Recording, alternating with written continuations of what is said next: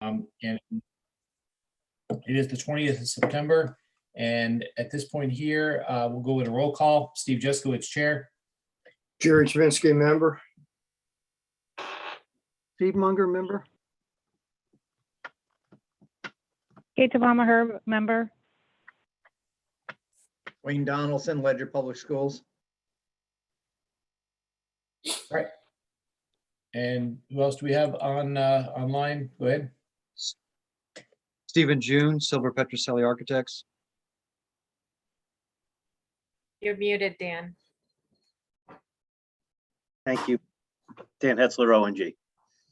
Okay. And I see one more phone number on there, ends in 3613. Is that you, Kate? I think that's Kate. Sorry. Yep, it is me. Okay, hey, not a problem. Okay, all right. So with that, the first item I have on the agenda is I have minutes approval for the minutes of 10 August and the minutes of 7 September 2021. I'll entertain motions to approve those meeting minutes as a single motion. I'll make. Who made that motion? I'll make that. All right, Mr. Kaminsky is a move that we approve. Do I have a second? I do. This is Kate. I'll second. I wasn't sure who said that, but I did get a second from Kate Palmer. So with that, the motion is on the floor. Are there any comments or questions with respect to the meeting minutes of 10 August or 7 September? Hearing none, all in favor of approving those meeting minutes as written signify by saying your name and I. Steve Jeskowitz, aye. Jerry Chavinsky, aye. Steve Munger, aye. Kate Herb, aye. All right, with that, the ayes have it and that the meeting minutes are approved. All right, moving back on to our agenda. Let me close a few documents here so I can see more clearly. All right. Tonight, as we talked about our last meeting, we did not have a quorum, but we were able to go through our normal discussion for Roman numeral items 4, 1, and 2. Our focus tonight is on getting the bills paid that we need to pay and to get down to the bids specifically on the Gales Ferry building management system and the crossovers, which there are some time restricts on that, and that's why I didn't want to push this for an entire another month. So with that, we're going to go ahead and move on to paying some bills here. The first item here is from SES. Wayne, just a quick comment here. This is our final bill with SES for the middle school. Does SES still have anything outstanding with us at this point? Yeah, we still have a final review with all the parties involved that Dan was setting up. I don't think it's been set up yet. Okay, Dan Hetzler, did you have anything on that final review from the commissioning agent? Yeah, I reached out to SES and asked him for the meeting. He had some concerns about just the length of time and the fact that he hadn't been involved in the project in some time. I reiterated they thought it was a benefit to the town that he performed that service, and if he could combine it with a closeout meeting for GHES, and I had not heard back. Okay, and that meeting doesn't have to be held in person. That can be done virtually. So, but we do want to do that. And just remind him, we still have a $1,500 outstanding payment to him for the final payment on that phase. All right. With that, then we will table number 3, move on to number 4. When we put the bid out for the Gales Ferry building management system in the, this went out in the newspaper, the bill of that was for the Norwich Bulletin was $559.02. This is a transfer of funds to cover that. So I move that we authorize that payment of $559.02 against the Gales Ferry BMS project. I'll second that payment. Okay, it's been seconded by Mr. Kaminsky. Is there any discussion? I just have a question. Why is there such a difference in between the two newspapers? Was it the same size ad? Yes, it was identical. Okay, It's just okay. I was just wondering if one ad was like for some reason bigger or something because there was such a difference in the price. No, pricing is usually based on their circulation. Okay. Wayne, were we required to put one in the bulletin, or are you just trying to get more bids for the BMS? Just trying to get more bids. I usually try and hit the local plus, a Hartford paper or something more regional. Well, these all have to go into the state system for bids, correct? Correct. They're there also. In that case, I mean, with the number of people that actually read the paper, maybe we're better off just using the least expensive newspaper possible to meet the requirement. These newspapers, between what they charge for public notices and things is just outrageous when you really think about how much space you're buying in a newspaper. So whatever we can do we have to meet the minimum requirement for the state, but I Yeah, think I think on the crossovers, one of the two, I'm not sure which one, I thought it was the Hartford, never even gave me a quote, never responded to it. Is But only in one on that one. on the bill though, is the one for the Hartford strictly online? If you read it, I'm not sure, but the second line, classified listings online. Is No, it that- was on both. Huh? It was print and online. Okay, but When you do the print, they give you the online at no additional charge. All right, I just lost my screen here, just a second. Hang on 1 second, I gotta get my agenda back up.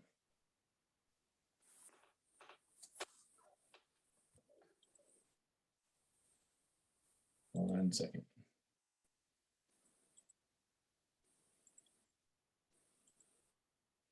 This is what happens when you don't print the agenda. All right. All right, back onto the agenda. So we have the first item here is Norwich Bulletin bid 55902. I believe we have that seconded. Is that correct? Yes. All right, with that, all in favor of approving the invoice, signify by saying your name and aye. Steve Jeskowitz, aye. Jerry Kaminsky, aye. Steve Munger, aye. Kate Herb, aye. All right, with that, the ayes have it. That's approved. Just as a note there, Lisa, that's, although we have it there under the school improvement project, they are school improvement projects, but this is specific, not to be charged to the LMS and Gallup Hill School project, but to the BMS Gales Ferry project, which was authorized by the town council. So it's in the agenda in a sort of the right place, but we have to make sure that that gets charged to the right project. Okay. Unlike number 5, which actually gets charged to the Gallup Hill project for the roof crossover. So this is to approve payment for the Hartford current invoice for $197.66 for our roof crossover bids. So with that, I move we make payment. I'll second that. Seconded by Mr. Tominski. Is there any discussion? Hearing none, all in favor of approving the invoice signify by saying your name and aye. Steve Jeskowitz, aye. Jerry Kaminsky, aye. Steve Munger, aye. Kate Herb, aye. Okay, with that, the ayes have it. That motion is approved. Moving on to number 6, this is AIA Application 211513 for Silver Petrucelli and Associates. This is their invoice in the amount of $627.50. We are on a time and materials basis with them at this point. That invoice is in order for the Gallup Hill School, and I move we make payment. I'll second that. Second by Mr. Tominski. Is there any discussion? Hearing none, all in favor of approving the invoice signify by saying your name and aye. Steve Jeskowitz, aye. Jerry Kaminsky, aye. Steve Munger, aye. Kate Herb, aye. With that, the ayes have it. Those motions are approved.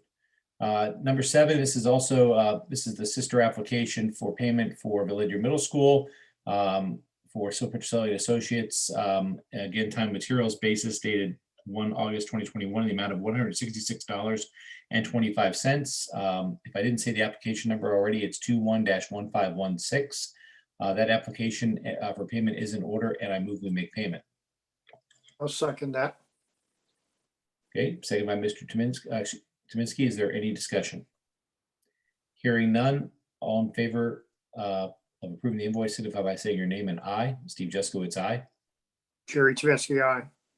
Steve Munger, aye. Kate Herb, aye. With that, the ayes have it, and that motion is approved. The only item I have on Roman numeral number 5 on the Ledyard High School track and field project is more of an informational item. I had a discussion waiting with Marcia Hancock after town council moved the remaining funds out of there. And Marcia and I agree with you that we do still have an outstanding retainage payment to Stone.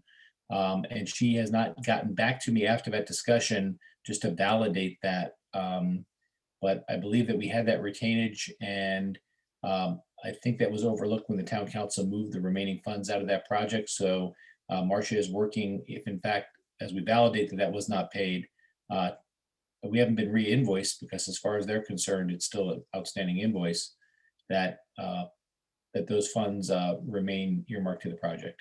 Wayne, did you have anything to add to that? No, that's basically where I understand it sits. I hadn't gotten any more information until I brought that to light. Right, and the dollar figure matched exactly within, you know, rounded to the nearest dollar, so that made sense. Yep. All right, for Roman numeral number 6, Gales Ferry and Ledyard High School summer projects. Wayne, my understanding is that at our next regular meeting that you're going to give us a rundown on how they came out financially and you know, the summer's over, how those turned out. Yeah, I should have that ready for the next meeting. I'm waiting for the last couple of invoices from the last couple of contractors to come in to be sure that we've got the most accurate numbers, but I'll give you whatever information we have at that point if I don't get them in before then. Right, now those 2 staff bathrooms that you were not able to get to in this project that we originally hoped to, are those going to be rolled to next summer? Nope, they're being worked on now. Oh, okay, even though, Yes. oh, that's right, because the kids don't need, students don't need those are staff only. Right. Correct. Yep. Got it, okay. All right, so now we get into the main reason I asked for the special meeting here. This is, we're gonna start with the BMS, Building Management System of the Gales Ferry School. And that, Wayne, that school was built about what, 19, It's just 19 20 years, 21 years old. is it that old already? Yes. I'm trying to remember now. I think in 90, it was built, or I gotta remember what year. Either way, the BMS on that is obsolete, needs to be replaced. You put out the bid for that. Excuse me, you put out a request for proposals and bids for that. I'm gonna go ahead and try to share that screen now. Let me see if I can get this up here. 1 second. And you guys can see that? Yep. All right, so with that, we did receive 4 bids on that, Wayne. At our last meeting, we did ask you to go through and do some analysis of those bids. We've met the requirement of receiving at least 3 bids under the town purchasing ordinance at this point. This is not a state contract bid, correct? Correct. All right, so at this point here, if you want to just go over the 4 bids that we received, which ones you felt should be disqualified and why, Okay. and your recommendations, please. ABS did not bid the design that we had put out, which was a Honeywell system. They built an Allerton, which is a proprietary system. I did send at the last meeting, you should have gotten it forwarded to you, 2 pieces of information. One was the address of the dealers in the local area and outside of ABS, which covers Connecticut and lower Massachusetts. The next one is well north of Boston or in Long Island. I also had an issue with when we did the bid for, we're replacing or adding air conditioning to the Ag Science Wing. And there was an increase in the amount of the bid over what we had projected because of the fact that we had to go to, that's an Allerton system in that building, in the Ag Science Wing, and we had to go strictly to them to add the air conditioning in. So I would recommend that we don't go with that simply because it's a proprietary system and we're glued to them, similar as we are to JCI and the 2 new buildings. Let me just stop for a second, Wayne, and anyone please in the committee, please chime in here if you feel otherwise. The fact of the matter is that we have received 4 bids. 3 of the companies bid the components and system that we asked to bid. We were very specific. I think we talked about our last meeting. It was, we gave the specific parts and the system that needed to be bid, a Honeywell system. And in this case here, 3 of the contractor or prospective contractors bid that system. If we were to accept ABS's bid, we would have to go back out. They didn't answer the mail. We asked for an ABS system. They provided something different. And in this case here, that would just, you know, they did not meet the responsiveness of the bid.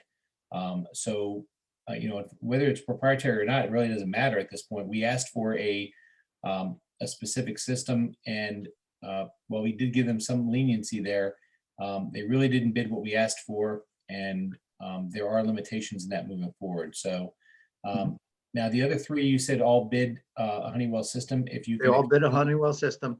And also the bid did clearly state that it could not be a proprietary system. Right. So Like I said, they just weren't responsive to the Correct. RFP if they were to challenge that. Yep. So BT Lindsay Environmental Systems and Honeywell, we have 3 bids there. If you could just quickly go over their bids Yep. and then give us your recommendation. I just wanted you to, you only commented on the warranty and things on environmental. Do we have that information for BT Lindsay or Honeywell, or should we assume they're only 1 year? I would assume they're all the same because that was what came out of the Honeywell advertisement. They're online that was submitted with the bids. All right, so Okay. go over those 3 bids if you would, sir. All right, BT Lindsay, again, is 115. They are the company that came in and did the design for the system that we did. So they're very familiar. They actually invested, close to 3 days in there testing the controls in the rooms and everything else. So they're pretty confident on what is needed in those rooms and in the parts that were defective that or need to be swapped out to go over to a Honeywell system.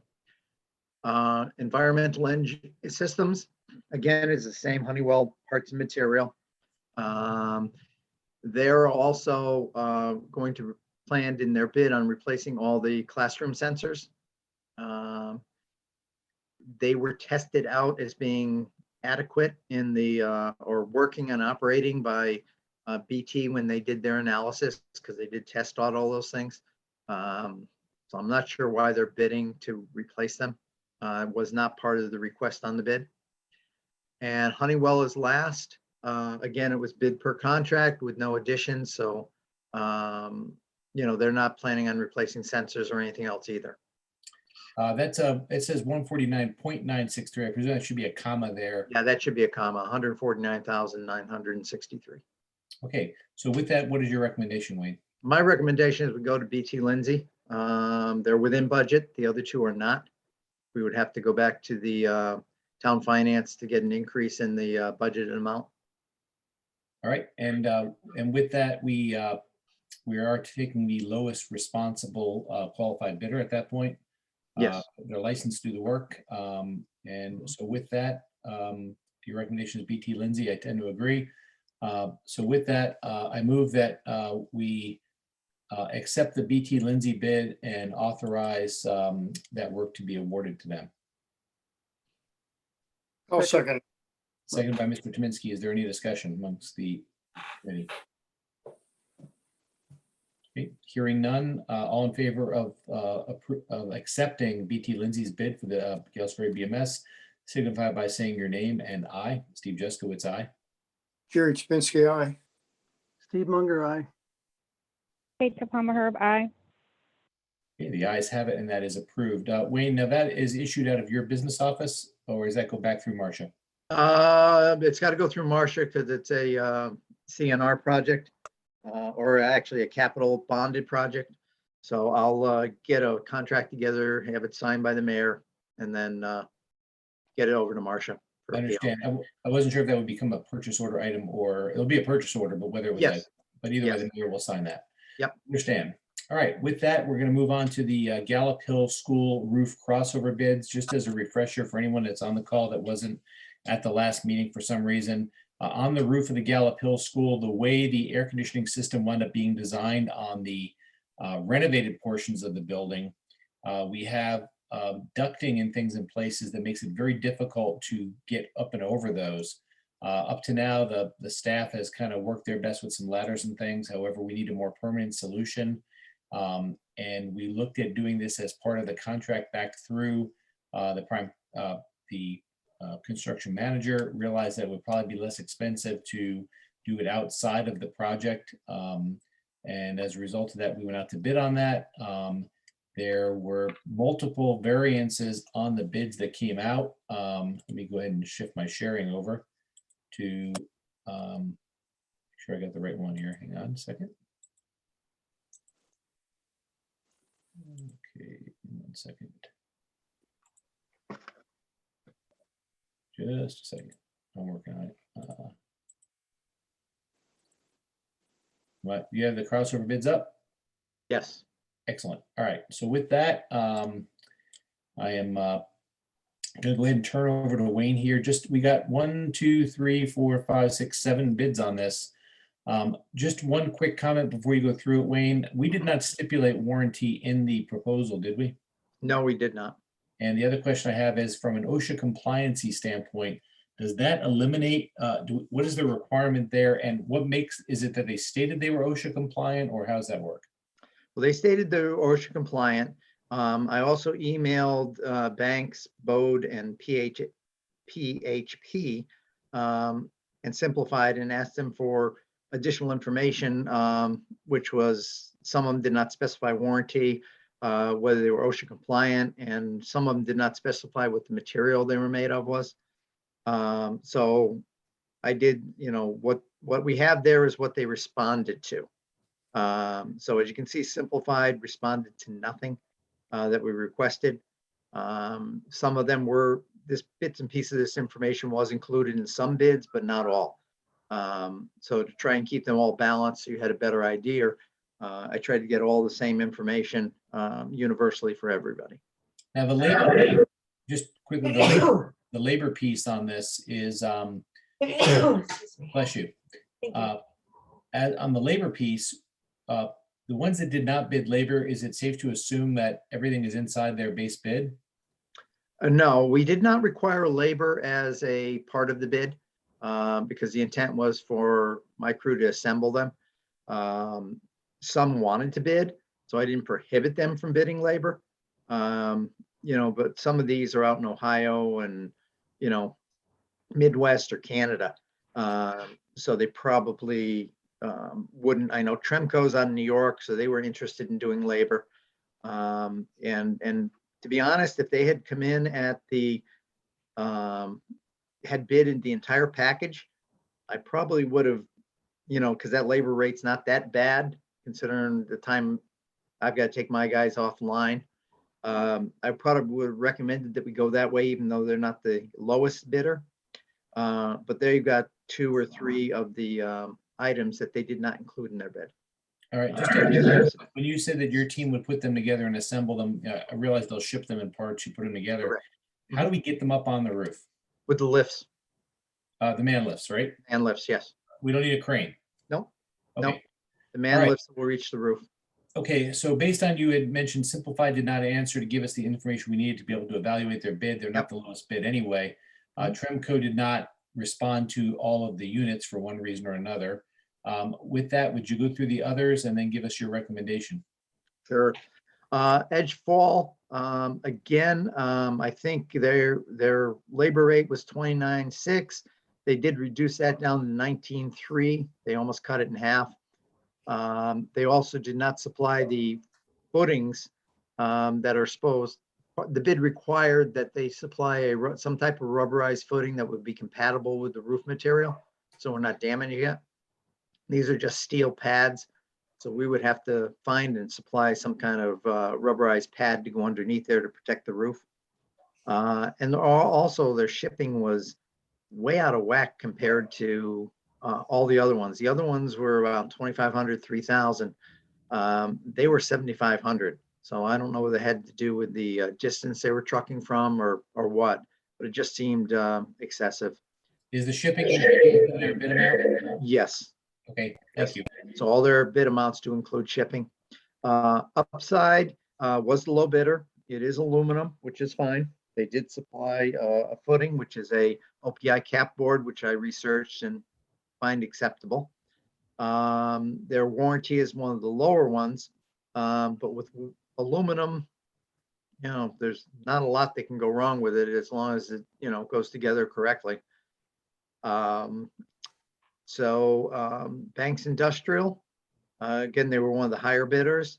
They are aluminum railings, and there's a powder coated aluminum decking and treads. They've got a little better warranty, and their, the roof footings are acceptable. Bode, again, besides being the highest bidder, their quote was only good for 15 days. The requirement of the bid was 90 days. PHP, excuse me, again, was a higher bidder. They're galvanized. Again, their warranty is a lot higher, but they did not supply anything as far as the roof insulation pads. And their quote says that brokerage and custom fees are not included. So I did ask them about that. And they did say that, well, they don't think that applies, it's standard. But until they get a firm shipping address and all, which we gave them the address of the school, they wouldn't know. But again, they were one of the higher bids. And Tremco, like I said, is, did not bid 2 of the units that were called for. And that would have caused their bid to go higher. So it looks like Upside is the Yes, low bid and meets your standard, and aluminum should be okay, even though it's in the elements. exactly. Before we make a motion or anything here, are there any members of the committee that have any questions for Wayne with respect to this table, this chart? Now, before you do, I will tell you one thing that I have to do is I have to verify once you approve this, because what we did was we gave them a clearance. And so the pipe was so high off the ground, it was so wide, and they had to span that. So I do want to double check with what Upside is supplying. There is a good possibility that in some cases we might be able to reduce that cost a few dollars because we're going, they've spec'd something that was a little higher or wider than we actually need. Because we did not know when they were bidding how deep the deck would be or what their structure would be. So we just gave them a clear height. Well, in this case here, that may actually cause their price to go up if they have a standard build that they're using. It could be. I mean, if it's higher and it's going to increase the price, I'm definitely not going to worry about it. We'll just take what they have. If they can lower the price, that's great. But if they Correct. meet your standard with this price, then we Yep. should be adequate. Yep. No, that's fine. Any questions from the committee for Wayne before we make any motions here? Just one quick question on the warranty. That's just for the parts, but what happens if we install them and they say, well, you installed them, so you didn't do it right? Is that something that could come up, or are they pretty reputable? Can always come up, but I mean, it's like an erector set. It's a set of stairs that you bolt to the platform. If it's long enough, you bolt 2 platforms together and another set of stairs on the other end. So it's not, zillion little pieces you're going to be putting together. Okay, We're basically buying ladders with with the rubber on. it. Yep. Got All it. right. All right. So with that, everything appears to be in order, and I think we're in good shape here. So I move that we authorize, and in this case here, this is actually going to be a purchase order going out to them based on their bid, since they're not going to be doing the labor. And select Upside Innovations as the Gallup Hill School crossover low bidder for their bid of $33,329.11. Second, Okay, that was seconded by Mr. Munger, I believe. Yep. So getting used to his voice. Is there any discussion across the committee? Hearing none, all in favor of approving Upside Innovations for the crossover bid, signify by saying your name and aye. Steve Jeskowitz, aye. Gary Chiminski, aye. Steve Munger, aye. Kate Topama Herb, aye. All right, and the ayes have it. See, Kate got you in at 5:30. Awesome. All right. All So right. you guys are good. I can run away. We're done voting, so you can go to your next meeting. Thank you. Thank you. All right, with that, let me just go back to my agenda here. All right, I believe that was the last item on our special meeting agenda for tonight. I appreciate the committee giving up another evening for this. Our next regular meeting is scheduled for October, what is that, the 4th. October 4th. Please let me know via email if you have any issues with that, and we would be able to roll that, although we can't roll the 11th because that would be a holiday. But again, get back to me via email and or Lisa and let us know if there's any issues with that meeting. And with that, since it's a special meeting, there should be nothing more. And I move that we adjourn. Second that. Second, all in favor? Aye. Aye. All right, we are adjourned. Thank you. Thank you, Good night. Lisa. Thank you. Okay, Okay. good night. Good night, everybody.